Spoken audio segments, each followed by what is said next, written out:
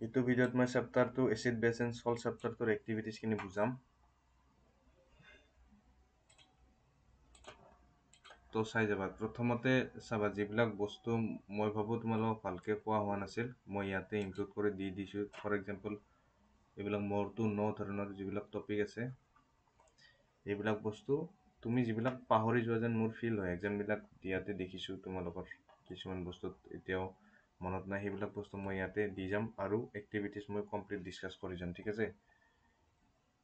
Chapter 2ৰ এক্টিভিটিজবিলাকো important যেনেকৈ chapter 1ৰ এক্টিভিটিজবিলাক important. তো diagram দিয়া থাকিব তোমাৰ কুৱেশ্যনত, কিছুমান কুৱেশ্যনত মানে তোমাৰ ডায়েগ্ৰাম দিয়া থাকে, ডায়েগ্ৰামত এক্সপ্লেইন কৰি দিয়ে কি কৰা হৈছে। তো তুমি ৰিয়েক্টেণ্টবিলাক ওলাব লাগিব, তাৰপিছত তাৰ ওপৰত বেষ্ট কুৱেশ্যনবিলাক কৰিব লাগিব। ঠিক আছে, প্ৰথমতে ৰিয়েকশ্যনটো লিখিব জানিব লাগিব, তোমাৰ চিটুৱেশ্যনটো যি কয় সেইমতে। তো ইয়াতে এক্টিভিটিজবিলাক মই একেলগে ওলাই লৈছোঁ এটা জেগাত। তো একফালৰ পৰা আমি ডিছকাছ কৰি যাওঁ। তো ইয়াতে কি দিয়া আছে তোমাৰ, আচ্ছা এইটো বস্তু এইটো চাই ল'বা। এইটো সেইদিনাখন কুৱেশ্যনতো দিছিলোঁ মই তোমালোকৰ যিটো টেষ্ট ল'লোঁ। তো দিছোঁ লিটমাছ সলিউশ্যন। আমি লিটমাছ পেপাৰহে জানো এতিয়ালৈকে, লিটমাছ পেপাৰ জানো, বাট লিটমাছ পেপাৰটো বনাব লিটমাছ সলিউশ্যন ইউজ কৰোঁ। আৰু লিটমাছ সলিউশ্যন কেনেকৈ বনায়, লিটমাছ সলিউশ্যন লিচেন এটা প্লান্ট হয়। লিচেনটো তোমালোকে পাইছা, লিচেনটো পাইছা তোমালোকে আগতে ক্লাছ 9তে পাইছা। ঠিক আছে, মই তাক ডেছক্ৰাইব কৰিব নাযাওঁ আৰু ইমান। থেল'ফাইটা ডিভিজনটো পাইছা হয়নে, প্লান্টৰ যে ডিভিজন থাকে বেলেগ বেলেগ, থেল'ফাইটা, টেৰিডোফাইটা আৰু কি আছিল তোমাৰ জিমনোচাম, এনজিঅ'চাম আছিল। ঠিক আছে, তাৰ ভিতৰত মন'কট, ডাইকট আছিল। তো এইবিলাক বেলেগ বেলেগ তোমাৰ কি হয়, টাইপছ অফ প্লান্টছ হয়। তো সেইবিলাক ডিফাৰেণ্ট টাইপছ অফ প্লান্টছৰ থেল'ফাইটা নামৰ যিটো ডিভিজন আছে, থেল'ফাইটা ডিভিজনৰ লিচেন নামৰ প্লান্ট হয় তোমাৰ পাৰ্পল এটা। লিচেনো বেলেগ বেলেগ টাইপ থাকে। তো সেই লিচেনৰ মানে এটা টাইপ হ'ল তোমাৰ কি লিটমাছৰ পৰা যোৱাৰ সলিউশ্যন ওলায়, মানে তাৰ পৰা যিটো ৰস ওলায় সেইটোক লিটমাছ সলিউশ্যন বুলি কয়, যাৰ কালাৰ কি পাৰ্পল কালাৰ। আৰু পাৰ্পল কালাৰটো কেতিয়া হয়, যেতিয়া সি নিউট্ৰেল, তাৰমানে নাইদাৰ এচিড নৰ বেচিক। যেতিয়া মানে চোৱা তিনিটা সলিউশ্যন আছে, তিনিটা টাইপৰ সলিউশ্যন থাকে আমি জানো, আইদাৰ এচিডিক হ'ব পাৰে, হয় নিউট্ৰেল হ'ব পাৰে, নহ'লে কি বেচিক হ'ব পাৰে। আমি আজিলৈকে পঢ়ি আহিছোঁ যে লিচেনটো এচিডত কি ৰেড কালাৰ দেখায়, লিচেনটো তোমাৰ বেছত কি কালাৰ দেখায়, ব্লু কালাৰ দেখায়। বাট নিউট্ৰেল চিটুৱেশ্যনত কি কালাৰ হয়, নিউট্ৰেল চিটুৱেশ্যনত কি পাৰ্পল হয়। ঠিক আছে, তো সেইটো কথা। লিচেনৰ যদি এচিড বেছত মানে ৰখা নহয়, নিউট্ৰেলি যদি ৰখা হয়, কি কালাৰ দেখায়, সি পাৰ্পল কালাৰ দেখায়। আৰু এক্সামত যদি সোধে তোমাৰ লিটমাছ সলিউশ্যনটোৰ কালাৰ কি, এনচাৰ কি দিবা, পাৰ্পল কালাৰ। আৰু সেইটো কথা বেলেগ যে ঠিক বেলেগ বেলেগ মিডিয়ামত তোমাৰ ৰেড আৰু ব্লু হৈ যায়। ঠিক আছে, আচ্ছা। তাৰপিছত তো ইণ্ডিকেটৰটো মনতে আছে, এইবিলাক মই কৈছিলোঁ। তো এচিড বেছ ইণ্ডিকেটৰ মানে কি, যে তোমাৰ কি কৰে, এচিড বেছ ইণ্ডিকেটৰে তোমাৰ কি কৰে, এচিড হয় নে বেছ হয় তাক তোমাৰ কি কৰে, দেখাই দিয়ে হয়নে। সলিউশ্যনতে এচিড নে বেছ, মিডিয়ামতে এচিড নে বেছ তাক দেখাই দিয়ে। তো ইয়াতে আৰু কিছুমান এক্সট্ৰা এক্সাম্পল দিয়া আছে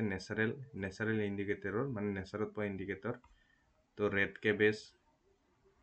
কেবেজৰ লিভছকো ইউজ কৰা যায়, টাৰ্মাৰিকক ইউজ কৰা, এইটোতো জানাই। কালাৰ্ড পিটেলছ মানে তোমাৰ ফুলৰ পাত কিছুমানকো ইউজ কৰে, কিছুমান ফুলৰ পাতক ইউজ কৰে, পাতৰ তাৰ যিটো কালাৰ আছে তাক ইউজ কৰে। সেনেকুৱা ফ্লাৱাৰ্ছৰ এক্সাম্পল দিছে ইয়াতে, হাইড্ৰাংগা। তাৰপিছত এইটো কি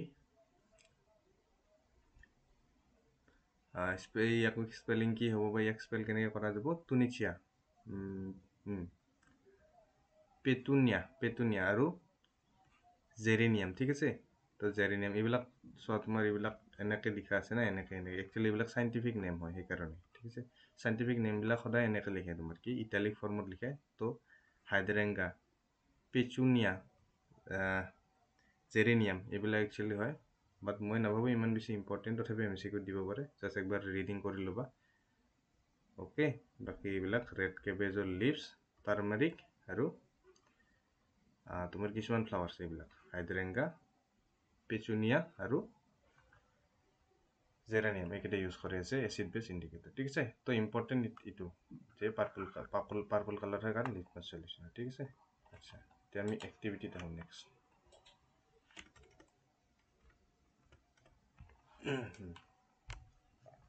এইটো ক্লাছত বুজাইছিলোঁ, তোমালোকৰ মনত আছে।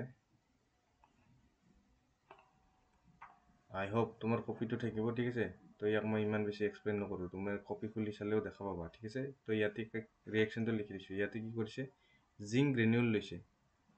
তো কুৱেশ্যনত কেনেকৈ দিয়ে কুৱেশ্যনত এনেকৈ দিব তোমাক চাবা কুৱেশ্যনত কেনেকৈ দিয়ে কুৱেশ্যনত এনেকৈ দিয়ে কুৱেশ্যনত এনেকৈ দিব ঠিক আছে এনেকৈ দিব যে tech about 5 ml of dilute sulfuric acid এনেকৈ দিব টেষ্ট টিউবত তোমাক 5 ml dilute sulfuric acid ল'ব দিছে তাৰপিছতে তাতে জিংক গ্ৰেনুল ঢালি দিব দিছে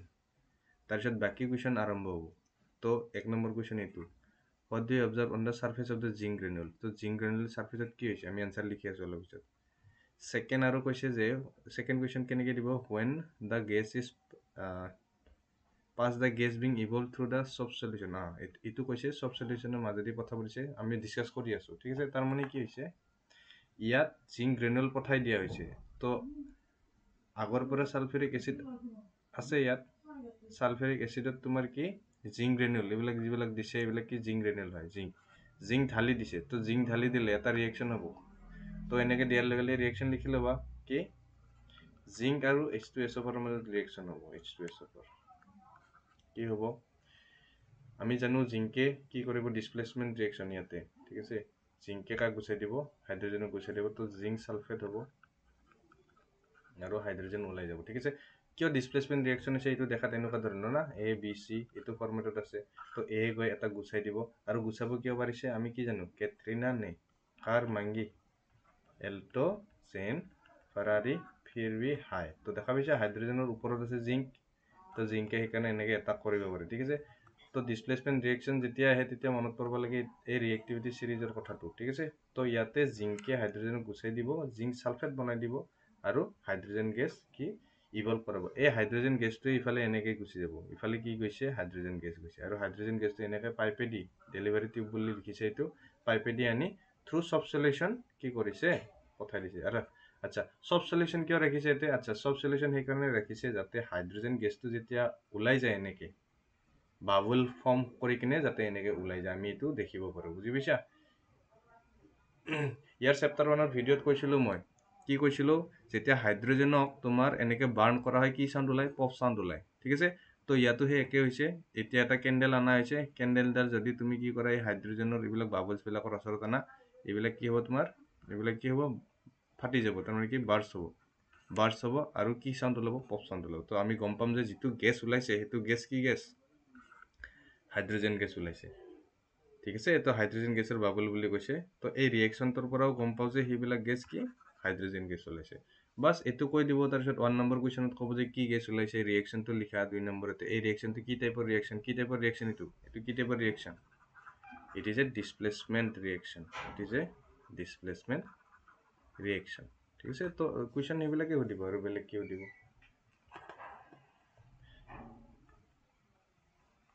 তো একবাৰ যদি ইয়াতে এনসাৰ লিখিব খুজো ঠিক আছে what do you observe on the surface of the zinc granule আমি কি দেখিম হাইড্ৰোজেনৰ বাবল দেখিম we will observe hydrogen bubbles formation ঠিক আছে hydrogen bubble formation তাৰ পিছতে why are the bubble formed in the soft solution bubble কিয় formed হৈছে কিয় because কি হৈছিল because of the reaction কি হৈছে H2 gas was কি হৈছে evolve হৈছে H2 gas was evolved এনেকৈ লিখি দিম এইটো সেকেন্ড কোৱেশ্চন হ'ব তাৰ সাথে take a burning candle near the gas filled bubble ঠিক আছে what do you observe তো কি হ'ল এতে আমি কি দেখা পালো H2 is highly flammable কৈছিলো না চেপ্টাৰ 1 তো highly flammable মানে কি flammable মানে easily তোমাৰ ফায়াৰ কেচ কৰে সেইকাৰণে কি হয় it will catch fire easily and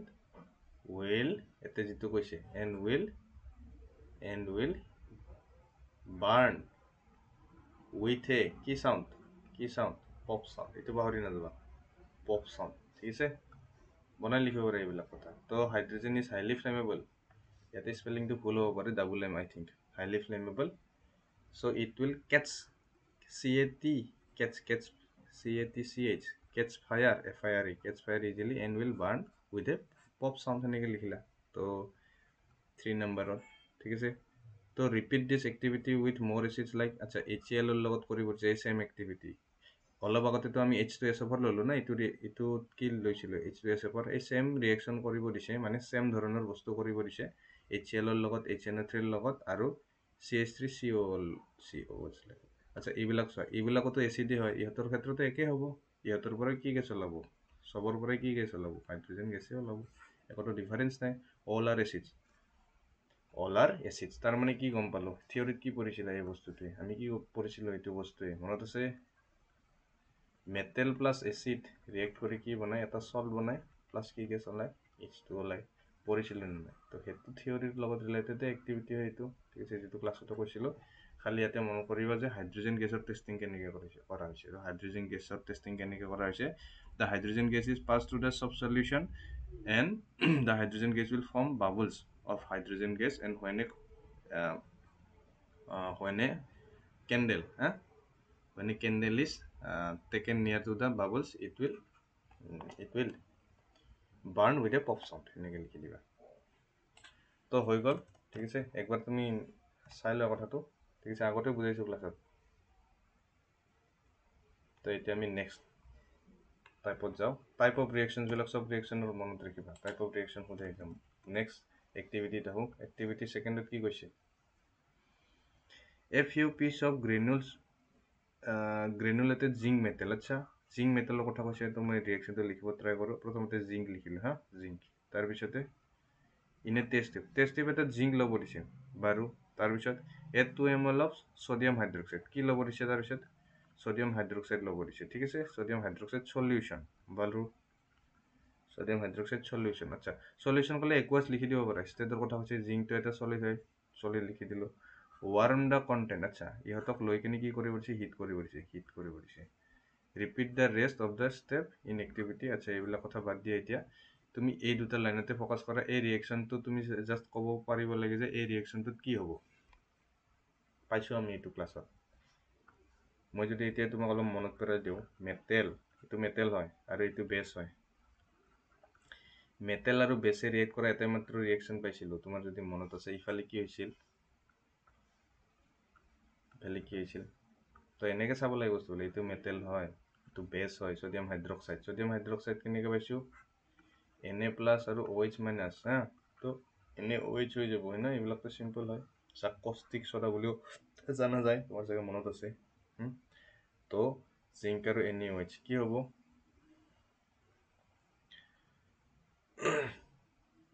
কি হৈছিল ছডিয়াম জিংকেট হৈছিল কি হৈছিল ছডিয়াম জিংকেট ZnO2 আছিল আই থিংক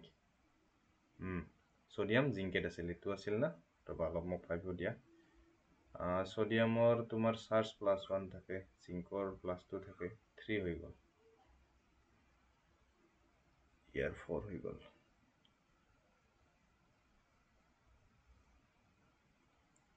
ইয়াতটো হ'ব লাগিব ঠিক আছে তেতিয়াহে এইটো -2 × 2 -4 হৈ আছে চাবা এইটো মই কেনেকৈ ওলালোঁ গম পাইছে না ছডিয়াম যদি দুটা হৈ যায় এতিয়া +2 হৈ যাব +1 নহয় +2 হ'ব আৰু এইটোও +2 হ'ব +2 কিমান +4 আৰু ইয়াতে অক্সিজেনৰ কাৰণে -2 এটাৰ অক্সিজেনৰ -2 ভেলেঞ্চি থাকে ভেলেঞ্চি এইবিলাক 2 যা -4 হ'ব তো -4 টোটেল ভেলেঞ্চি আৰু +4 টোটেল ভেলেঞ্চি আৰু একবাৰ কৈ দিছোঁ এক্সামত গড়বড় যাতে নালাগে সেইকাৰণে চোৱা বাকী ফৰ্মুলা মনত ৰাখিবা দুটা ছডিয়ামৰ আমি জানো ছডিয়ামৰ ওপৰত +1 থাকে আমি জানো জিংকৰ ওপৰত +2 থাকে আমি জানো অক্সিজেনৰ ওপৰত 2 - থাকে ঠিক আছে তো দুটা ছডিয়ামৰ কাৰণে +1 কে কিমান হ'ব +2 হ'ব আৰু জিংকৰ এটাৰ কাৰণে +2 হ'ব তো প্লাছত কিমান আছে +4 আছে হয় না তো ইয়াক যদি বেলেঞ্চ কৰিব লাগে তো ইয়াতে কি লাগিব দুটা অক্সিজেন লাগিব যাতে -2 × 2 কিমান হৈ যায় এগেইন -4 হৈ যায় তো সেইটোৱে কাৰণ হয় যে এইটো ফৰ্মুলাটো এনেকুৱা ধৰণৰ ঠিক আছে বাকি মুখস্থ কৰি ল'বা এইটো ছডিয়াম জিংকেট ঠিক আছে ছডিয়াম জিংকেট এইটো মনত ৰাখিব দিছিলোঁ মেটেল আৰু বেছে ইউজুৱেলি ৰিয়েক্ট নকৰে মেটেল এচিডে ৰিয়েক্ট কৰি সল্ট হাইড্ৰজেন ওলায় বাট মেটেল আৰু বেছে কি কৈছিলোঁ ৰিয়েক্ট নকৰে বাট কিছুমান তোমাৰ কি আছে মেটেল আছে ফৰ এক্সাম্পল জিংক আছে ই ৰিয়েক্ট কৰে ই ৰিয়েক্ট কৰে এটা সল্ট দিছে হেতুৰ নামটো হল কি সোডিয়াম জিংকেট এটো এটা কি সল্ট সোডিয়াম জিংকেট কপিত লিখা আছে আৰু ইফালে হাইড্ৰোজেন গেছ দিব ঠিক আছে তো এতিয়া যদি মই তোমাক কও ব্যালেন্স কৰিব পাৰিবা না এতে 2 দিলে আই থিংক ব্যালেন্স হৈ যাব জিংক এটা আছে অক্সিজেন দুটা আছে হাইড্ৰোজেন দুটা আছে বাস তো হাইড্ৰোজেন গেছ ওলাব আৰু এটো কি হল সোডিয়াম জিংকেট তো এটোৰ ফৰ্মুলাটো মনত ৰাখিব লাগিব তুমি ঠিক আছে সোডিয়াম জিংকেট ইয়াতে মই এক্সট্ৰা কথা এটা ক'ব খুজিছো ঠিক আছে তো যিখিনি ৰৈ যোৱা বুলি ভাবো মানে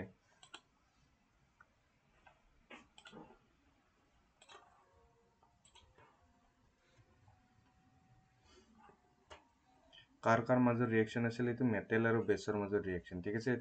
তোমাৰ কপিত তোমাৰ পঢ়া এটো মনত আছে চাগে ঠিক আছে কিছুমানৰ মনত নাথাকিব পাৰে মই এটো উলাইছো চাবা এটো তোমালোকক দিয়া নোটছটো আছে যে জেৰক্স দিছিলো টাইম কম হোৱাৰ কাৰণে তোমালোকক জেৰক্স কৰি দিছিলো হয়নে তো এটো chapter acid base and salt আছে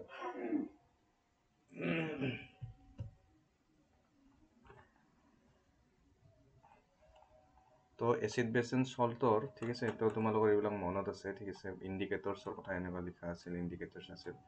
তো আমি যেতিয়া ৰিয়েকশনছ কিন পাম ৰিয়েকশন কিন আমি পঢ়িছিলো ইয়াত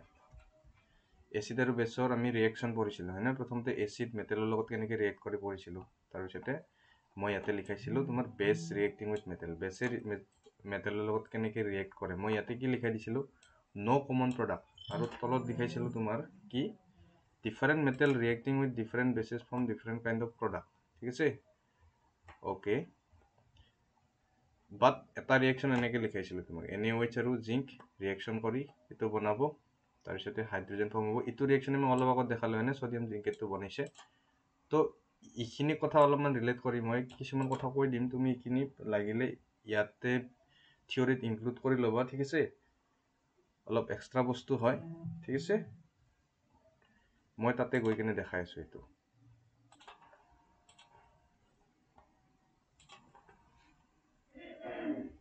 তো ইয়াতে তোমালোকক বেছ ৰিয়েক্টিং উইথ মেটেলত যি বুজাইছিলো হয়নে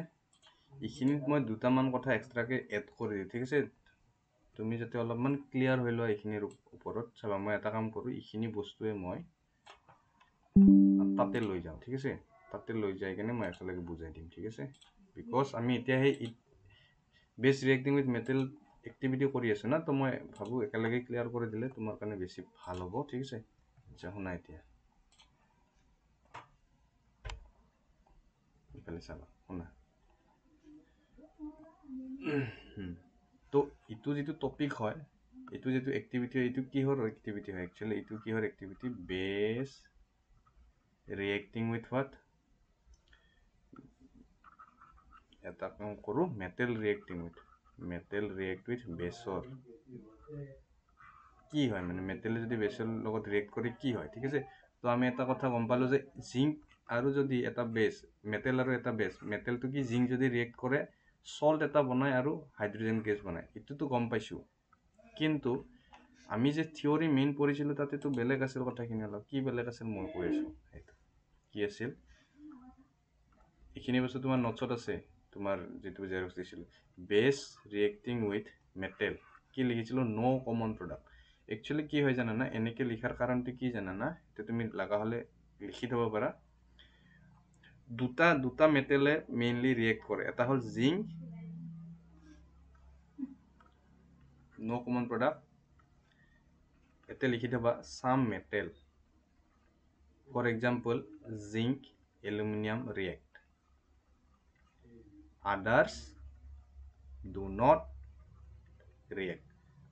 তাৰ মানে কথাটো কি এই যে মেটেল আছে মেটেল যদি জিংক আৰু এলুমিনিয়াম হয় তেতিয়া ৰিয়েক্ট কৰিব জিংক আৰু এলুমিনিয়াম হয় তেতিয়া ৰিয়েক্ট কৰিব ইটোত কি আছিল জিংক আছিল সেইকাৰণে ৰিয়েক্ট কৰিছে সোডিয়াম জিংকেট বনাইছে ঠিক আছে কিন্তু বাকি বিলাকে ৰিয়েক্ট নকৰে সো নো কমন প্ৰডাক্ট লিখাৰ হিতুৱে কাৰণ বা তুমি লিখিব পাৰা এটো যে বেছ প্লাস মেটেল ৰিয়েক্ট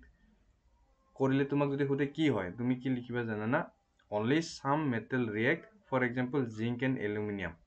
others কি do not react বুলি লিখিবা ঠিক আছে এটো মনত ৰাখিবা বেছ আৰু মেটেলে যদি ৰিয়েক্ট কৰিলে কি হয় বুলি খুদে তুমি লিখিবা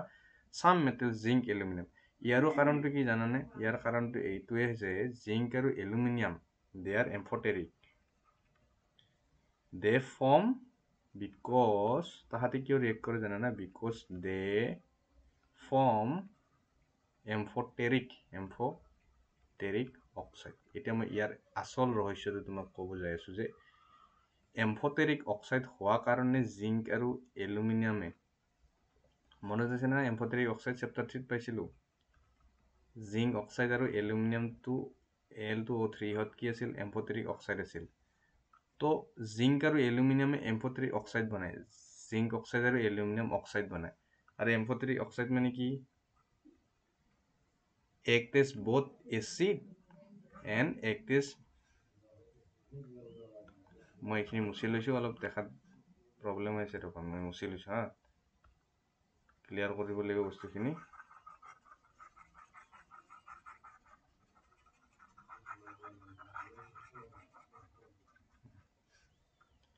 এম্ফটেৰিক এসিড মানে কি এম্ফটেৰিক অক্সাইড মানে কি act as এসিড হিসেবে এক করে অলসো act as বেস তার মানে এসিড হিসাবেও এক করে বেস হিসাবে এক করে আচ্ছা ইয়াতে এই মেটেলটো কার লগত ৰিয়েক্ট কৰি আছে বেসৰ লগত না যদি কিবাকে এই মেটেলটোৱে তোমাৰ কিবাকে যদি এসিড বনাব পাৰে এসিড হিসাবে কাম কৰিব পাৰে তেতিয়াহে ৰিয়েকশন হ'ব ইহঁতৰ মাজত বেস আৰু এসিড কথাখিনি বুজি পাইছা তোমাক যদি সোধায় why metal do not react with base ইয়াৰ এনসারটো কি জানা না ইয়াতে যে কলো others do not react মানে কি others metal do not react with base কিয় জানা না মনত আছে না metals are ইটোৰ কাৰণ because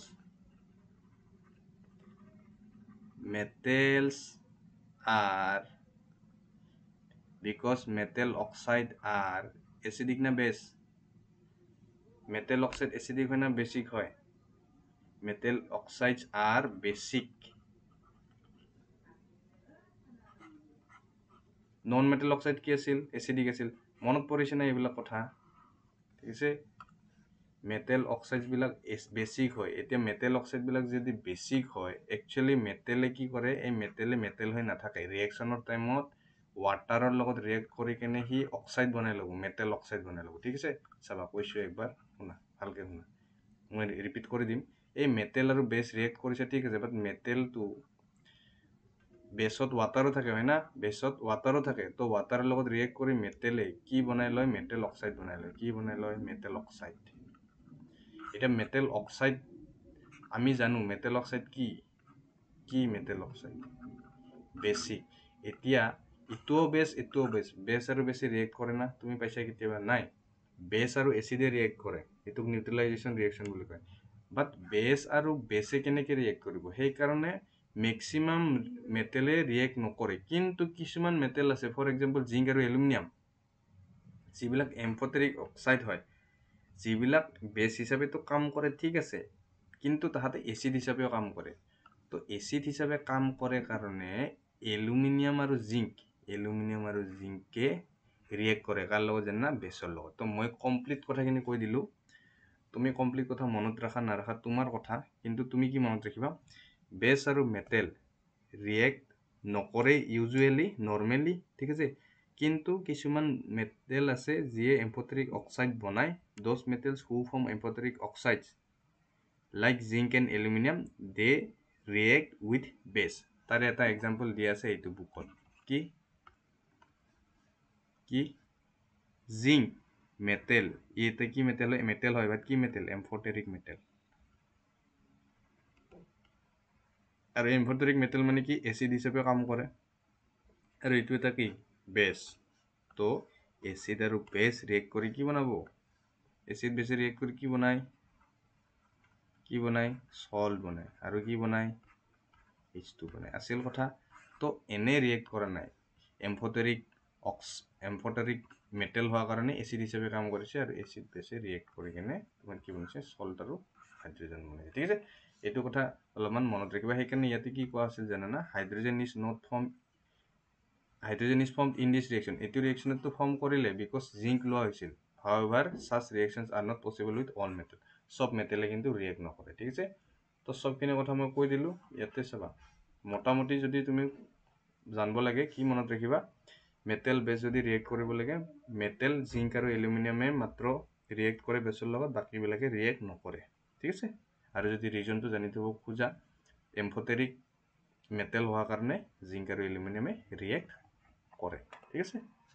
এতিয়া চোৱা ওপৰৰ ৰিয়েকশ্যনটোত কি আছিল ওপৰৰ ৰিয়েকশ্যনটোতো বেছ আছিল আৰু জিংক আছিল এতিয়া জিংক এম্ফটেৰিক মেটেল হয় বাট কি মেটেল এম্ফটেৰিক মেটেল সেইকাৰণে ৰিয়েক্ট কৰিছে মই তোমাক যদি বেলেগ দিলোঁ হয় মই তোমাক বেলেগ দিলোঁ ছডিয়াম দিলোঁ আৰু NaOH দিলোঁ ইয়াতে ৰিয়েক্ট নকৰে NaNaO হৈ যাব আৰু ইউ বেছ এনেকুৱা ধৰণৰ কথা ঠিক আছে তো ইমান এইবিলাক ডেপথত যাব নালাগে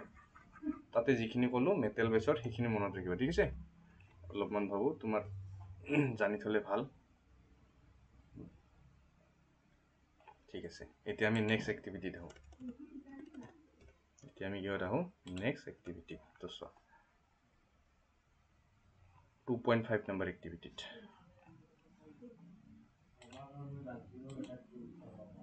কি দিয়া আছে একবাৰ চাবা 2.5 নম্বৰ এক্টিভিটিত কি দিয়া আছে দুটা টেষ্ট টিউব আছে A আৰু B আছে দুটা টেষ্ট টিউব A আৰু B আছে ঠিক আছে মানে কি কৈছে তুমি দুটা টেষ্ট টিউব ল'ব দিছে এটা হ'ল A এটা হ'ল B দুটা টেষ্ট টিউব ল'ব দিছে এটা হ'ল A এটা হ'ল B ঠিক আছে তাৰপিছত টেক এবাউট ইমান গ্ৰাম সোডিয়াম কাৰ্বনেট আচ্ছা ইন দ্য টেষ্ট টিউবে ঠিক আছে মই ল'লোঁ মই ডায়েগ্ৰামো বনাইছোঁ ইয়াতে দুটা টেষ্ট টিউব ল'লোঁ এটা A আৰু এটা B বাৰু তাৰপিছত A কি ল'ব দিছে 0.5 গ্ৰাম কিমান ল'ব দিছে সেইটো মোৰ মেটাৰ নকৰে বাট কি ল'ব দিছে মেটাৰ কৰে লেবত কৰিলে বাট এতিয়া আমাক এইবিলাক নালাগে না আমি ৰিয়েকশ্যন লিখি এক্সামটো পাছ কৰিব লাগে তো ৰিয়েকশ্যনৰ কাৰণে আমাক ইটোহে লাগে কি লাগে সোডিয়াম কাৰ্বনেট আচ্ছা ইয়াতে কি ল'ব দিছে আমাক কি ল'ব দিছে সোডিয়াম কাৰ্বনেট কি বুলি আছে সোডিয়াম কাৰ্বনেট Na2CO3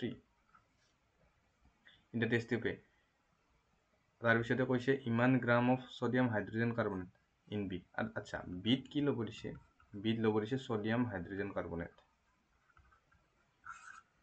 ঠিক আছে তো বিট ল'ব দিছে সোডিয়াম হাইড্ৰোজেন কাৰ্বনেট এত ল'ব দিছে সোডিয়াম কাৰ্বনেট ঠিক আছে তাৰপিছত কি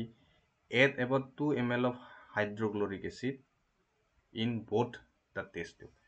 তাৰ মানে কি কৈছে ইয়াতে বুজিবা এক্সামত কোৱেশ্চন এনেকৈ সোধে এক্সামত এনেকৈ দিব যে এটা টেষ্ট টিউব তোমাক দিয়া হ'ল তাতে তুমি HCl দিব দিয়া হ'ল এনেকুৱা ধৰণৰ সোধে তো সেই ডায়েগ্ৰাম দেখি এনেকুৱা এইবিলাক দেখি এক্সপেৰিমেণ্টৰ নিচিনা দেখি ভয় খাব নালাগে তুমি কুৱেশ্যনটো পঢ়ি বুজিব লাগিব প্ৰথমতে তো তাৰপিছত কি কৈছে 2 ml HCl দুইটা টেষ্ট টিউবত দিয়া দিছে তো এটা কাম কৰোঁ প্ৰথম টেষ্ট টিউবত দি দিওঁ HCl দেন সেকেন্ড টেষ্ট টিউবটো দি দিলোঁ HCl কি দিলোঁ HCl দিব দিছে না আচ্ছা তাৰ মানে এতিয়া ৰিয়েকশ্যন হ'ব কাৰ মাজত হ'ব সোডিয়াম কাৰ্বনেট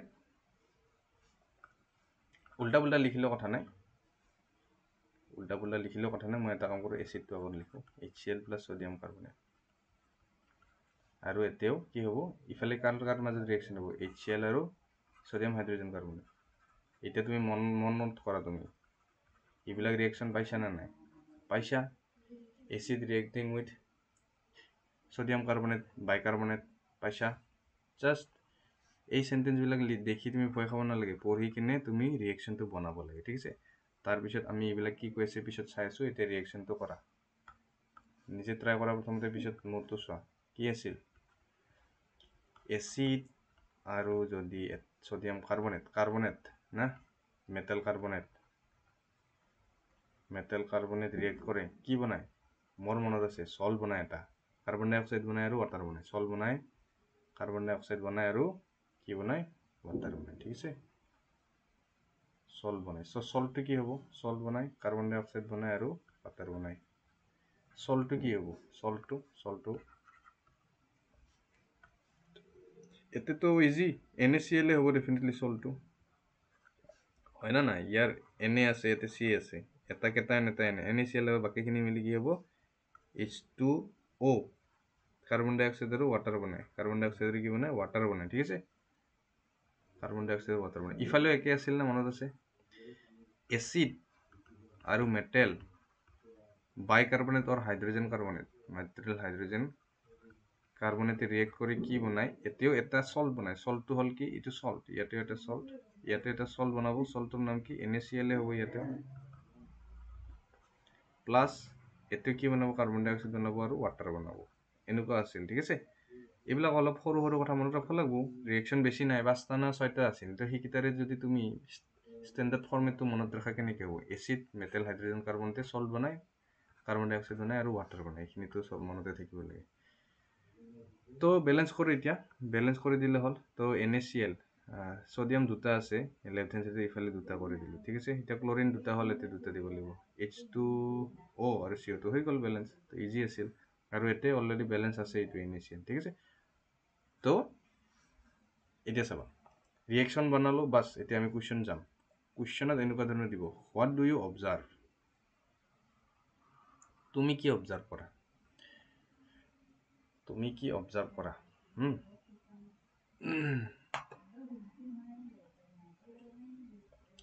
অবজার্ভ করার কেসত কি হবো ইয়াতে যদি গ্যাস ফর্মেশন হয় ইয়াতে কি হবো বাবল ফর্মেশন হবো বাবল অফ কি CO2 gas will form bubble of CO2 gas will form gas form কৰিলে লিকুইডত বাবল ফৰ্ম হয় ঠিক আছে বাবল ফৰ্ম হ'ব ঠিক আছে তাৰ পিছতে next pass the gas produce তো ইয়াতে গ্যাসটো কি কাৰ্বন ডাই অক্সাইড ওলাইছে in each case through the lime water বাস এটো এটা কোৱেশ্চন হৈ গল যেটো গ্যাস প্রডিউস হৈছে কি গ্যাস প্রডিউস হৈছে অলপ আগতে বলো কি কার্বন ডাই অক্সাইড প্রডিউস হৈছে তাক বলে লাইম ওয়াটাৰৰ মাজেদি লাইম ওয়াটাৰ আমি পাইছিলো চেপ্টাৰ 1 তে ক্যালসিয়াম হাইড্ৰোক্সাইড সলিউশন ঠিক আছে তাৰপিছত কি হ'ব ওলা পৰিছে মই এতে কি কৰিছো সোৱা দুটাতে তো কার্বন ডাই অক্সাইড প্রডিউস হৈছে দুটাতে কি গ্যাস প্রডিউস হৈছে কার্বন ডাই অক্সাইড দুটাতে কি গ্যাস প্রডিউস হৈছে কার্বন ডাই অক্সাইড তাৰ মানে এই যেটো গ্যাস আছে এই গ্যাসটো কাৰ মাজেদি পাস কৰি পৰিছে পাস থ্ৰু হোম লাইম ওয়াটার মানে কি লাইম ওয়াটার কৈছে না লাইম ওয়াটার মানে কি ক্যালসিয়াম হাইড্রোক্সাইড সলিউশন আছিল না মনত মই কি বুলি কৈছিলো সোণৰ পানী বুলি কৈছিলো ঠিক আছে নাও পাসিং CO2 থ্ৰু কি লাইম ওয়াটার তো what is lime water solution calcium hydroxide 2 তো কি হ'ব চেপ্টার 1 তো পঢ়িছো এইখিনি তো জানবই লাগিব না এটো চেপ্টার 1 মই কথা লক কৰিছো এইখিনি কি বুলি কৈছিলো জানো না আমি হোৱাইট ওয়াশিংৰ কাৰণে ইউজ কৰো বুলি কৈছিলো লাইম ওয়াটাৰক আমি হোৱাইট ওয়াশিংৰ কাৰণে ইউজ কৰিছিলো না কৰিছিলো চেপ্টাৰ 1 চাই লবা একবাৰ যদি মনত পৰে হোৱাইট ওয়াশিং ঠিক আছে এতিয়া ইয়াত যি কৰিছে আমি হিটো কৰো তো ক্যালসিয়াম মোক এটো ৰিয়েকচন দেখি কি লাগিছে জানা না ইয়াতে ক্যালসিয়াম কাৰ্বনেট হ'ব আৰু আগতো পোৱা আছে তো মনতো আছে মোক আৰু আই থিংক H2O হ'ব মিলাই চাও ক্যালসিয়াম আৰু কাৰ্বনেট CaCO3 আৰু H2O বাস মিলি গল ধুনিয়াকে আৰু মনত আছে এটো কি আছিল হোৱাইট কালার হয় ইনসলিবল এটো সলিড হ'ব ঠিক আছে এটো সলিবল নহয় ইনসলিবল আছিল আৰু সলিবল কোন আছিল এটো সলিবল কাৰণে ইয়াৰ পৰা আমি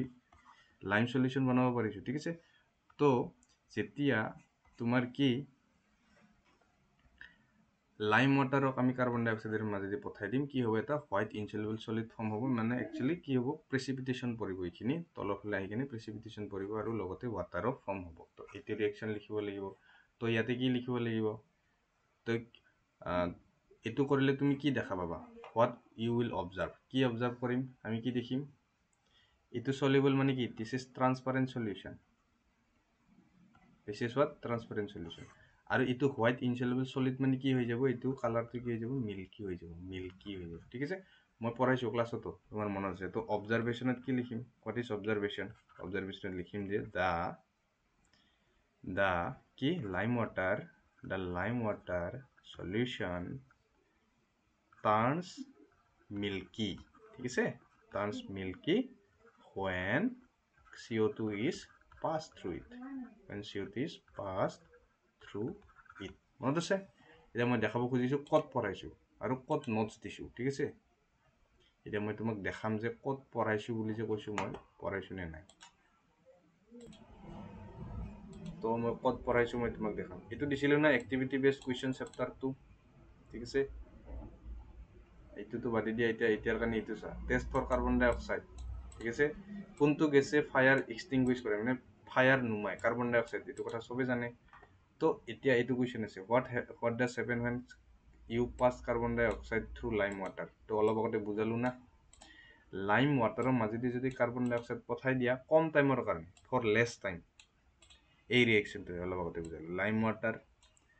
কাৰ্বন ডাই অক্সাইড কেলছিয়াম কাৰ্বনেট বনাব আৰু এইটো ইনচলিবল হোৱাইট প্ৰেচিপিটেট হ'ব তাৰ মানে কি হ'ব মিল্কি হোৱাইট হৈ যাব তো ইয়াতে লিখা আছে ইট টাৰ্নছ মিল্কি ঠিক আছে টাৰ্নছ মিল্কি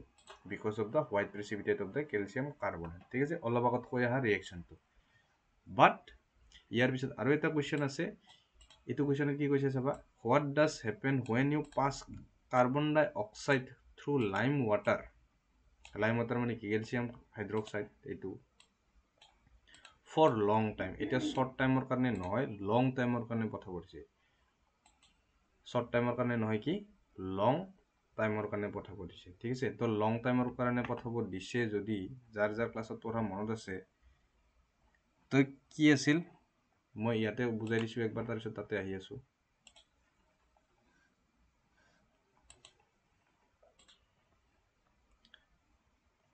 ইয়াতে যিটো কল সেইটোতো আমি বুজিয়ে পালোঁ হয় না তো ইয়াতে এইখিনি সুধি আছিল তো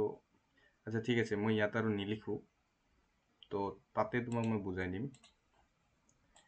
বিকজ তাতে যি সুধিছিল আমি সেইটো পালোঁ কাৰ্বন ডাই অক্সাইড পঠালে কি হ'ব আমাকতো কোৱা নাই যে এক্সেছ এমাউণ্ট অফ কাৰ্বন ডাই অক্সাইড পঠাব লাগে এতিয়াতো কৈছে নেকি নাই কোৱা এতিয়া জাষ্ট কৈছে কাৰ্বন ডাই অক্সাইড পঠাব লাগে তো হোৱাইট ইনচলিবল মিল্কি হৈ যাব বাছ সেইখিনি লিখি দিলে হৈ গ'ল তো আমি তাৰ এনচাৰটো পাই গ'লোঁ বাট এতিয়া ইয়াতে কি আছিল মই সেইটো কৈ দিওঁ চাবা লাইম ৱাটাৰৰ মাজেদি কাৰ্বন ডাই অক্সাইড যেতিয়া পঠাই থাকোঁ অলপমান কাৰ্বন ডাই অক্সাইড পঠাই দিওঁ কেলছিয়াম কাৰ্বনেট হৈ যায় আৰু কেলছিয়াম হাইড্ৰক্সাইডটো এইটো ট্ৰান্সপাৰেণ্ট লিকুইড হয় তো এতিয়া দিয়া আছে transparent lime water turns milky due to the formation of the calcium carbonate ঠিক আছে বাট এইটো এই কাৰ্চিনডাল এতিয়া আহিব লাগিছিল প্ৰেচিপিটেশ্যনৰ কাৰণে আছিল সেই কাৰ্চিনডাল ঠিক আছে তো এইখিনি যিটো ৰিয়েকশ্যন হয় অলপমান কাৰ্বন ডাই অক্সাইড পঠালে হয় ঠিক আছে বাট তুমি যদি ধৰা হ'ল কাৰ্বন ডাই অক্সাইড পঠালা ইটো বনিলে কেলছিয়াম কাৰ্বনেট বনিলে ঠিক আছে ইটো বনিলে তাৰপিছত তুমি কি কৰিলা এগেইন তাতে কাৰ্বন ডাই অক্সাইড ছাপ্লাই কৰি থাকিলা তাৰমানে ইয়াৰ পৰা এইখিনি বনিলে তোমাৰ কাৰ্বন ডাই অক্সাইড ছাপ্লাই কৰি থাকোঁতে মানে কি হ'ল ইনচলিবল হোৱাইট প্ৰেচিপিটেট পৰিল তাৰপিছত এগেইন তুমি ছাপ্লাই কৰি আছা কাৰ্বন ডাই অক্সাইড এতিয়া কৈছে না ফৰ লং টাইম মানে তুমি লাগাতকৈ বেছি কাৰ্বন ডাই অক্সাইড পঠাই আছা এতিয়া বেছিকৈ কাৰ্বন ডাই অক্সাইড পঠালে কি হ'ব এইখিনিৰ লগত কাৰ্বন ডাই অক্সাইডে এগেইন ৰিয়েক্ট কৰিব ইয়াতে ইটো পাৰ্ট চোৱা এইটো ফাৰ্ষ্ট যিটো পাৰ্ট আছে এইটো পাৰ্টটো এইটোৱে হয় এইটো হয় তো ইয়াৰ লগত এগেইন কোনে ৰিয়েক্ট কৰিছে কাৰ্বন ডাই অক্সাইডে ৰিয়েক্ট কৰিছে এইটো কাৰ্বন ডাই অক্সাইড আমি দি দিছোঁ কাৰণ তুমি ছাপ্লাই বেছি কৰি আছা কাৰ্বন ডাই অক্সাইড তো ইয়াতে কি হৈছে কাৰ্বন কেলছিয়াম হাইড্ৰজেন কাৰ্বনেটৰ ফৰ্ম হৈছে সিটো কিন্তু চলিবল হয় ৱাটাৰত মানে এগেইন কি হ'ব জানা এই যিটো কেলছিয়াম কাৰ্বনেটৰ যিটো তোমাৰ হোৱাইট প্ৰেচিপিটেট আছিল সেইটো এগেইন কি হ'ব কাৰ্বন ডাই অক্সাইড বেছিকৈ ছাপ্লাই কৰি থাকিলে এগেইন কি হ'ব চলিবল হৈ যাব আই হোপ বুজি পাইছা এইখিনি মই ক্লাছতো বুজাইছিলোঁ ঠিক আছে যাৰ পঢ়া আছে ভিডিঅ'টো অলপ কাটি চাব পাৰা ঠিক আছে যাৰ পঢ়া নাই সি এগেইন চাই ল'ব তো কি হ'ব প্ৰথমতে যদি বেছি কাৰ্বন ডাই অক্সাইড পঠোৱা প্ৰথমতে কি হ'ব লাইম ৱাটাৰ ইনচলিবল হোৱাইট প্ৰেচিপিটেট হৈ যাব তাৰপিছতে ইনচলিবল হোৱাইট প্ৰেচিপিটেটৰ যিখিনি কেলছিয়াম কাৰ্বনেট মানে যিখিনি হোৱাইট প্ৰেচিপিটেট দেন এগেইন সেইখিনি তোমাৰ কি হৈ যাব চলিবল হৈ যাব যেতিয়া তুমি এক্সেছ কাৰ্বন ডাই অক্সাইড তাৰ মাজেদি পঠাই দিবা তো ফাইনেলি এইটো ফৰ লং টাইম যদি পঠাই দিয়া কি হ'ব ফাইনেলি কেলছিয়াম বাই কাৰ্বনেটৰ ফৰ্মেশ্যন হ'ব আৰু কেলছিয়াম বাই কাৰ্বনেটটো চলিবল হোৱাৰ কাৰণে কি হ'ব ৱাটাৰ চলিবল হোৱাৰ কাৰণে যিটো মিল্কি কালাৰ মাজত হয় সেইটো এগেইন ট্ৰান্সপাৰেণ্ট হ'ব চাবা মই একবাৰ কৈছোঁ চাবা কিছুমানে ক্লিয়াৰ নহ'ব পাৰে সেইকাৰণে মই একবাৰ কৈছোঁ চাবা কাটি দিবা দেই যিয়ে বুজি পাইছা কাটি দিবা তাৰমানে কি হ'ল কেলছিয়াম হাইড্ৰক্সাইড আছিল সি কেলছিয়াম কাৰ্বনেট হ'ল কেলছিয়াম হাইড্ৰক্সাইড আছিল কেলছিয়াম কাৰ্বনেট হ'ল দেন এগেইন যেতিয়া কাৰ্বন ডাই অক্সাইড ছাপ্লাই কৰিলা কেলছিয়াম কাৰ্বনেটৰ পৰা কি হ'ল কেলছিয়াম হাইড্ৰজেন কাৰ্বনেট হ'ল ঠিক আছে ইটো কি আছিল চলিবল আছিল মানে ট্ৰান্সপাৰেণ্ট আছিল ইটো ইনচলিবল হ'ল মানে এতে কি পৰিল প্ৰেচিপিটেট পৰিল বাট ইয়াতে এগেইন কাৰ্বন ডাই অক্সাইডে এটাক কৰাৰ পিছত এইটো কি হ'ল এগেইন এনেকুৱা ধৰণৰ কম্পাউণ্ড ফৰ্মেশ্যন যিটো সলিউবল চ' এইটো এগেইন কি হ'ল প্ৰেচিপিটেট নহয় এতিয়া কি হ'ব এই সলিউবল তো এইটো এগেইন ট্ৰান্সপাৰেণ্ট বনি যাব ঠিক আছে তো ইনিচিয়েলিও সি ট্ৰান্সপাৰেণ্ট আছিল মাজতে একবাৰ তোমাৰ ইনসলিউবল মানে মাজতে কি দেখা যাব মিল্কি দেখা যাব আৰু ফাইনেলি এগেইন কি দেখা যাব ট্ৰান্সপাৰেণ্ট দেখা যাব তো ইটো when carbon dioxide is supplied for a long time তো ইয়াতে দুটা ৰিয়েকচন আহি যায় এটা তো ইটো ৰিয়েকচন আৰু এটা ইটো ৰিয়েকচন তাতে হেতুই এনসাৰ লিখা আছে ঠিক আছে আৰু প্ৰেজেন্ট থাকা বিলাকৰ কপিত আছে তুমি কপিটো চাই ল'ব পাৰা ইটো টপিক ঠিক আছে বাট কিছুমানে মেবি প্ৰেজেন্ট নাছিলা তো তাহাতক মই এগেইন কৈ দিলো ঠিক আছে তো এতিয়া আমি নেক্সট এক্টিভিটি দাও তো এইটোতো আমি বুজিয়ে পালো নেক্সট এক্টিভিটি নাম্বাৰ 2.6 একবাৰ চাই লও কিমান এক্টিভিটি আছে 2.6 2.7 2.8 কিছুমান বস্তু আছে আচ্ছা ইমান বেছিও নাই বাৰু 2.6 তো 2.6 ইয়াত যেটো আমি চালো তো ইয়াত এক্টিভিটি বেস কোৱেশ্চন মই এইখিনিয়ে দিছিলো ওপৰত এটা দিছিলো এইটো পঢ়ি চালে গম পাব বাৰু এইটো পাম নে নাপাম পিছত চাম বাৰু এই ইয়াত যে কোৱা আছে এইটো কথাই কোৱা আছে ঠিক আছে অলপ আগতে মই যিখিনি কলো এইখিনি কোৱা আছে ইয়াতে যিখিনি হৈছে সেইখিনি এগেইন ইয়াতে কোৱা আছে ঠিক আছে বক্সটোৰ ভিতৰত বুজাই দিয়া আছে তো ইয়াত আহা এতিয়া কি আছে নেক্সট এক্টিভিটি দেখা তো নিজে ট্রাই কৰিবা প্ৰথমতে একবাৰ চাবা যে ডাইলুট NaOH ল'ব দিছে মানে কি NaOH aqueous ল'ব দিছে হয় না তাৰ পিছত and add 2 drops of কিমান ড্ৰপস ল'ব দিছে বাদ দিয়াচোন এতিয়া ফেনলফথলিন আচ্ছা এটা কি কৈছে NaOH ত ফেনলফথলিন ল'ব দিছে NaOH ত কি ফেনলফথলিন ল'ব দিছে ফেনলফথলিন সলিউশন কাৰ মনত আছে ফেনলফথলিন সলিউশন কাৰ মনত আছে মনত যদি নাই একবাৰ চাবা থিওৰি তুমি ৰিভাইজ কৰা নাই মই দেখাই আছো ফেনলফথলিন ক'ত আছে এই ইন্ডিকেটৰ টপিকত আছিল যেটো মই জেৰক্স দিছো তাত আছে ইন্ডিকেটৰ টপিকত ইন্ডিকেটৰ কিছুমানে কালাৰ চেঞ্জ কৰে কিছুমানে কি অৰ্ডাৰ চেঞ্জ কৰে অলফেক্টৰ ইন্ডিকেটৰ বুলি কয় ঠিক আছে আৰু তাৰে ন্যাচাৰেল ইন্ডিকেটৰ আছিল কিছুমান ঠিক আছে আৰু কিছুমান সিনথেটিক মানে বনাই মানুহে তো সিনথেটিক ন্যাচাৰেলৰ ক্ষেত্ৰত জান লিচেন অলপ আগতে পালো ঠিক আছে ডিভিজন কি ডিভিজন আছিল তোমাৰ থেলোফাইটা হয় না লিচেন প্লান্ট আৰু ইয়াৰ কালাৰ কি হয় পাৰ্পল কালাৰ হয় ইয়াৰ একচুয়াল কালাৰটো তাৰ মানে তো ইয়েলো কালাৰৰ হয় ঠিক আছে তাৰ সাথে কিছুমান সিনথেটিক থাকে যেটো মানুহে বনায় তো মিথাইল অৰেঞ্জ আৰু ফেনলফথলিন এই ফেনলফথলিনৰ কথা কৈছে তাতে ঠিক আছে তো এনেকুৱা নহয় যে সদায় ফেনলফথলিনৰ কথা হ'ব তোমাক কোৱেশ্চনত মিথাইল অৰেঞ্জও দিব পাৰে সেই কাৰণে অলপ কেয়াৰফুল হ'বা এই টেবুলখন দিছিলো আছে মনত তো আমি এটা ফেনলফথলিনৰ কথা কৈছে আমি এটো চাও একবাৰ চাই লোৱাচোন ফেনলফথলিনে নিউট্ৰেল সলিউশনত কি কালাৰ বনায় একো কালাৰ নাথাকে কালাৰলেস ফেনলফথলিনে এসিডত কি কালাৰ বনায় এসিডতো কালাৰ নাথাকে খালি ফেনলফথলিনৰ কত কালাৰ থাকে বেসিক সলিউশনৰ কালাৰ থাকে পিংক কালাৰ চাবা তোমাৰ এখন জেৰক্স আছে দে তুমি নিজে চাই লবা আৰু only ফেনলফথলিনৰ নহয় সবৰে চাব লাগিব মিথাইল অৰেঞ্জ টাৰমাৰিক লিটমাস সবৰে চাই লবা কাৰ কি কালাৰ চেঞ্জ হয় ইটো কোৱেশ্চনত ফেনলফথলিন দিছে তোমাক কোৱেশ্চন যদি মিথাইল অৰেঞ্জ দিয়ে তেতিয়াও পাৰিব লাগিব ঠিক আছে তো চোৱা ফেনলফথলিনৰ মনত থাকিল নিউট্ৰেল আৰু এসিডত কালাৰলেস আৰু বেসিক সলিউশনত কি পিংক এতিয়া কোৱেশ্চনত আহো আমি তাতে ট্ৰাই কৰো কব কি খুজিছে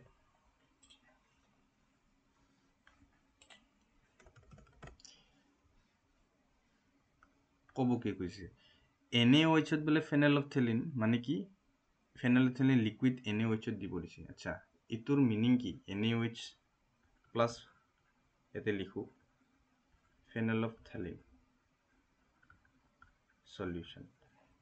তো NaOH মানে ইটো কি বেস না এসিড বেস তো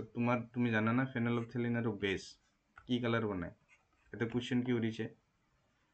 what is the color of the solution তো মিক্স কৰাৰ লগে লগে আচ্ছা ফেনলফথলিন নৰমালি কি হয় নৰমালি কালাৰলেস আছিল তাতে টেবুলখনত আছে না এতে লিখিছো নিউট্ৰেল মানে কত এড কৰা নাই তেতিয়া তাৰ কালাৰ কি হয় কালাৰলেস আৰু যেতিয়া এচিডত তাক দিয়া হয় তেতিয়াও কি কালাৰলেছ, কোনো ধৰণৰ কালাৰ নাই দেখায়। বাট যেতিয়া বেছত দিয়ে কি কালাৰ দেখায়, মনত পৰিছে নে নাই? বেছত কি কালাৰ দেখায়? পিংক কালাৰ দেখায়, আৰু বাকী কেইটাত কালাৰলেছ। তো কি কালাৰ দেখায়? Pink colour. কি কালাৰ দেখায়? পিংক কালাৰ দেখায়, ঠিক আছে।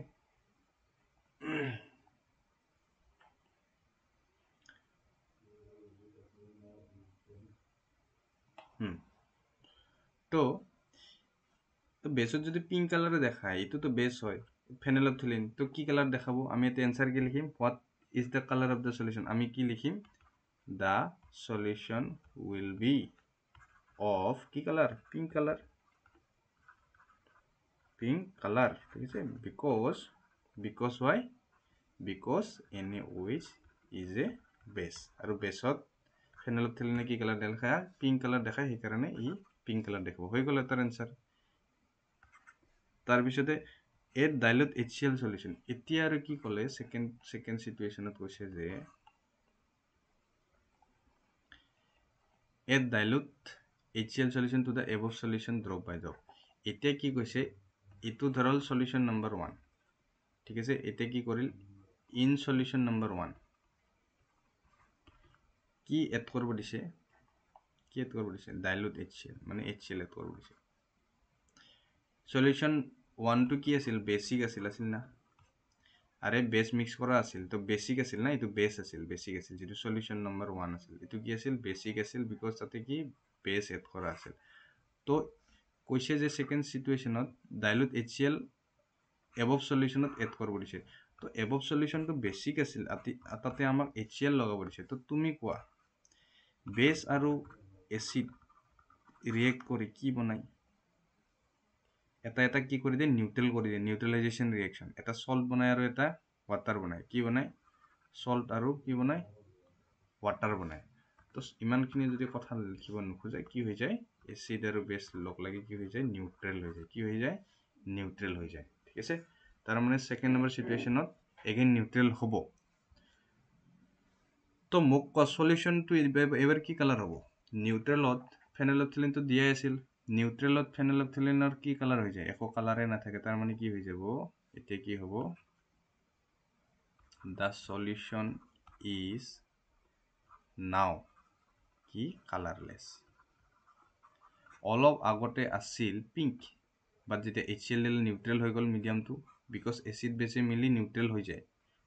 তো নিউট্ৰেল হোৱাৰ লগে লগে কি হ'ব? কালাৰলেছ হৈ যাব, পিংক কালাৰটো নোহোৱা হৈ যাব, ঠিক আছে। তো এতিয়া সেইটোৱে সুধিছে, is there any colour change in the reaction? Yes, there is change in colour in during this process. The pink color will turn into a colorless solution. এটা লিখব পাৰা, the pink solution is turned into colorless solution now. বুজি পাইছা কথাখিনি? তো এইটো important হয়, এইটো মই ভাল লাগিছে কুৱেশ্যনটো, মানে এনেকুৱা দিবও পাৰে, এনেকুৱা নহয় যে নিদিব। তাৰপিছতে কি কৈছে? Why did the colour of the phenolphthalein change after the addition of the acid? এতিয়াতো বুজি পেলাই কিয় চেঞ্জ হৈছে? কাৰণটোতো এতিয়া কৈ দিলোঁ না, এনেকে বেছ আৰু এচিডে লগ লাগি মানে কি কৰে? এটাৰ এফেক্ট নিউট্ৰেল কৰে। therefore and we know the phenolphthalein is colorless in neutral medium. Therefore initially it was basic, so it was pink, but now it is what? Neutral solution. Therefore the color will change to colorless now. তো সেইটো লিখি দিলে হ'ল তুমি নিজৰ ভাষাত, ঠিক আছে। তো ইয়ালৈকে আমি ডিসকাস কৰিছিলোঁ। এতিয়া ক'ল যে now add a few drops of NaOH। আৰু কি ক'ল? এতিয়া এইটো হ'ল সলিউশন নাম্বাৰ 1, এইটোৰ নাম দিওঁ সলিউশন নাম্বাৰ 2,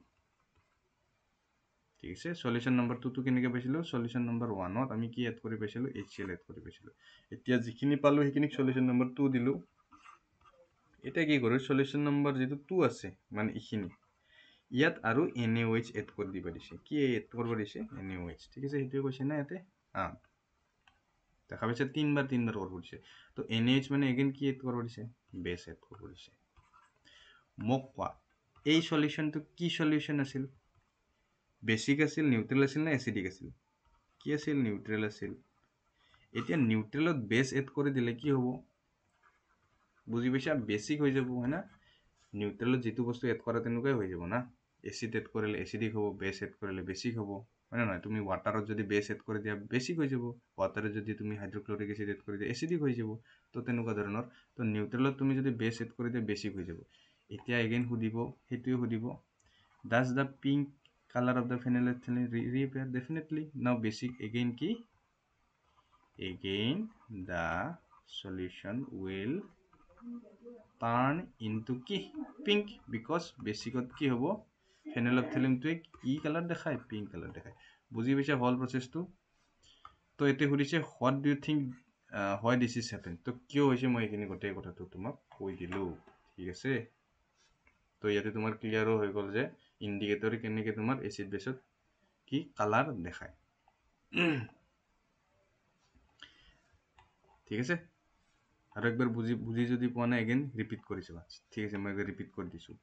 NaOH ৰ লগত প্ৰথমতে ফেনলফথেলিন সলিউশন দি কেনে চাব দিছে যে কি কালাৰ দেখায় পিংক কালাৰ দেখায় বেছৰ লগত পিংক কালাৰ দেখায় তাৰপিছত কি কৰিছে এই সলিউশনটোক যিটো ইটো কি সলিউশন আছিল আচ্ছা মই এটা কাম কৰো ইটো একচুয়ালি কি বেসিক সলিউশন হয় না বেস হয় তো বেস হয় যদি বেসিক সলিউশন তো এই বেসিক সলিউশনটো এসিডৰ লগত মিক্স কৰি কিনে নিউট্ৰেল কৰি কিনে তাক কালাৰলেস হিচাপে আমি পাইছো আৰু ফাইনালি যেটো নিউট্ৰেল আছিল তাতে এগেইন NaOH লগাব দিছে ঠিক আছে এতিয়া এগেইন কি কাম পিংক কালাৰ পাম বুজি পাইছা এতিয়া আমি নেক্সটটো দেখো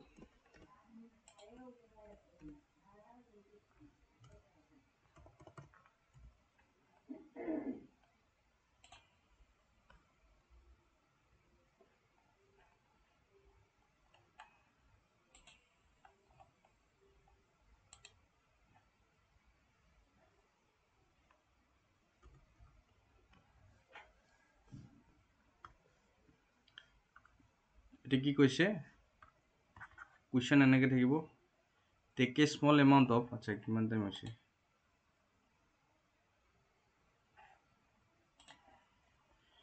tech a small amount of copper oxide কি কৈছে কপাৰ অক্সাইড আছে ঘৰত CuO কেনেকৈ হৈছে Cu2+ আৰু অক্সিজেন 2- মই কোৱা কপাৰৰ ম্যাক্সিমাম 2+ লোৱা যায় ঠিক আছে তো 2+ ললে 2 কাটা যাব কপাৰ অক্সাইড হ'ব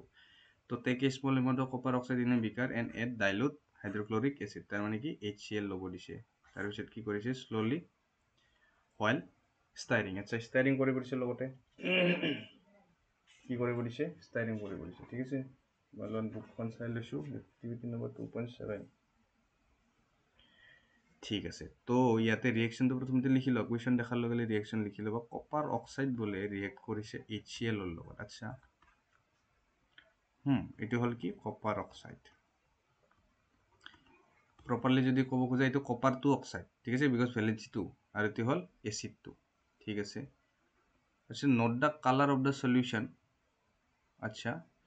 what happened to the copper oxide তো কপাৰ অক্সাইডৰ লগত কি হল বুলি কৈছে তো ইয়াতে কি হ'ব পাৰে এটো ফৰমেটটো দেখি কেনেকুৱা লাগিছে A B C D type লাগিছে না ইটো ইটোৰ লগত যাব আৰু ইটোৰ লগত যাব বুজি পাইছা তেনেকুৱা ধৰণৰ হয় আয়ন এক্সচেঞ্জ হ'ব এটো কি টাইপৰ reaction this is double displacement reaction হ'ব ঠিক আছে তো তেনেকুৱা ধৰণৰ কথা চেপ্টাৰ 1 তে পাইছিলো তো ইয়াতে কি হ'ব CO2 আহিব ইয়াৰ CO2 ইয়াৰ লগত আহি যাব আৰু ইয়াৰ অক্সিজেনটো হাইড্ৰোজেনৰ লগত আহি যাব আৰু অক্সিজেন হাইড্ৰোজেন হলে কি হৈ যায় H2O হৈ যায় না বাট কথাটো হল যে এটো মই ঠিকে লিখিছো না হেতু চাব লাগিব একবাৰ মানে কি Cu2+ আৰু Cl- হয় তো তুমি ক্লিয়াৰলি গম পাইছে কি হ'ব CuCl নহব CuCl2 হ'ব ঠিক আছে তো ইয়াৰ নামটো কি কপাৰ 2 ক্লোৰাইড প্ৰপাৰ নাম যদি তুমি বিচাৰা কপাৰ ক্লোৰাইড লিখিব হৈ যাব বাট প্ৰপাৰ নাম কপাৰ 2 ক্লোৰাইড ইয়াৰো প্ৰপাৰ নাম copper 2 oxide actually because valency কি ইউজ কৰিছে 2 ইউজ কৰা হৈছে তো ইয়াত চোৱা তুমি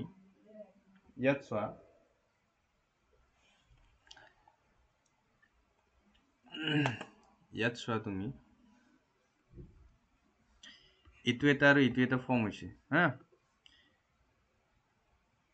ইটো একচুয়ালি কি আছিল তোমার থিওরির লগত যদি মিলাও ইটো কি আছিল মেটেল অক্সাইড আছিল ইটো কি এসিড আচ্ছা এসিডে কার লগত রিয়েক্ট করে মেটেল অক্সাইডের লগত মানে এসিড ইটো কি বেস হয় না এসিডে বেসের লগত রিয়েক্ট করে সেই কারণে আছিল মনত এখিনি তো মেটেল অক্সাইড আর বেসিক বুলি যে কৈছিল মেটেল অক্সাইড আর বেসিক সেইকাৰণে মেটেল অক্সাইডে এসিড লগত ৰিয়েক্ট কৰিব পাৰিছে ঠিক আছে এনে ৰিয়েক্ট কৰিব পৰা নাই এনে ৰিয়েক্ট কৰিব পৰা নাই মেটেল অক্সাইডে এসিডৰ লগত ৰিয়েক্ট কৰি আমি জানো কি বনাই সল্ট বনাই এটা আৰু ওয়াটাৰ বনাই এটা তোমাৰ এইটো ৰিয়েকশন চাগে মনত আছে ঠিক আছে তো ৰিয়েকশনটো দেখাৰ লগে লগে একচুয়ালি তোমাৰ মাইন্ডত কি আহিব লাগিছিল এইটো কপাৰ অক্সাইড হয় এইটো দেখোন মেটেল অক্সাইড এইটো HCl হয় এইটো দেখোন এসিড আচ্ছা তো মেটেল অক্সাইডের এসিড একটা সল্ট বানাবো আর একটা ওয়াটার বানাবো তো সল্টটো কি হব কপার ক্লোরাইড হব বুঝি পাইছা এতিয়া ইয়াতে সুধিছে যে note the colour of the solution বাৰু এইবিলাক সব সলিউশন হয় ঠিক আছে তো সলিউশনত কেনেকুৱা ধৰণৰ কালাৰ হৈছে এইটো কথা ক'ব দিছে ঠিক আছে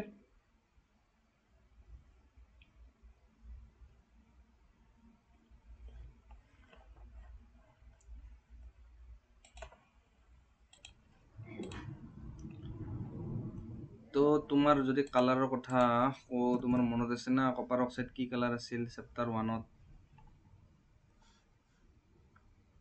কি কালাৰ আছিল আচ্ছা মই মনত পেলাইছো কপাৰক যদি বাৰ্ন কৰা কপাৰ অক্সাইড হৈছিল না এনেকে টু দিছিল মনত আছিল ইয়াৰ কালাৰ কপাৰৰ কালাৰ কি ৰেডিশ ব্ৰাউন কপাৰ অক্সাইডৰ কালাৰ কি আছিল ব্ল্যাক আছিল ব্ল্যাক তো কপাৰ অক্সাইডৰ কালাৰ যে ব্ল্যাক হয় আমি আগতে পাই আহিছো তো ইটোৰ কালার কি what is the colour of this black but what is the colour of copper chloride এইটো কথা এটা নতুনকে মনত ৰাখিব লাগিব what is the colour of copper chloride colour of copper chloride হল তোমার কি bluish green or blue green colour এটা পাম একচুয়ালি এইটো সলিউশনে ওয়াটার আছে তো এইটো একুয়াস ফর্মত আছে তো ব্লু গ্রিন কি এটা পাম আমি সলিউশন পাম সো কিমান ড্রাস্টিক তোমাৰ চেঞ্জ হৈছে ব্ল্যাক কালাৰৰ সলিউশন এটা কিহত কনভার্ট হৈ গল ব্লু গ্রিন সলিউশনত কনভার্ট হৈছে তো ইম্পর্টেন্ট কোয়েশ্চন হয় এটো ঠিক আছে আই থিংক এটো কোয়েশ্চনে তাতে আছে তো ইয়াতে অ্যান্সার কি লিখিবা note that the color of the solution what happened to the copper oxide তো কি আমি লিখিম ইয়াতে the black colored copper oxide the solution of the black colored copper oxide will converted into blue green solution of copper chloride এনেকে আমি লিখি দিম ঠিক আছে ৰিয়েকচনটো লগতে লিখি দিম আচ্ছা মই হেইটো এক্টিভিটি তোমালোকৰ যেটো কোৱেশ্চন আনসাৰ দিছিলো তাতে আছে আই থিংক মই একবাৰ চাই দিও এইটো আছে ফার্স্টটো है ना কপার অক্সাইড লব দিছে তার সাথে তাত HCl দিব দিছে তাতে কি হ'ব তো colour of the solution became blue green copper oxide on reacting with তো এইটো ব্ল্যাক কালার আর এইফালে কি হৈ গল এইফালে ব্লু গ্রিন সলিউশন আছে বুজি পাইছা কথাটো তো মই ইখন দিয়া জেৰক্সখনো তোমালোকক আজি ডিসকাস কৰি দিলো একেলগে ঠিক আছে তো সেইবিলাক বেলেগ কোৱেশ্চন নাছিলে এক্টিভিটিৰে কোৱেশ্চন আছিল সেইবিলাক বনাই দিয়া ঠিক আছে তো ইয়াতে মই আৰু এটা কথা ক'ব খুজো এইটো কথা মনত ৰাখিবা যে কপাৰৰ colour reddish brown copper oxide black colour আৰু কপাৰ ক্লোৰাইড এটা পালো হেতুৰ কালাৰ কি ব্লু গ্ৰীণ কালাৰ তুমি ভালকে ষ্টাৰ মাৰ্ক দি ভালকে লিখি লবা এইবিলাক কোৱেশ্চন ইম্পৰ্টেন্ট কোৱেশ্চন ঠিক আছে this was a reaction between metal oxide and acid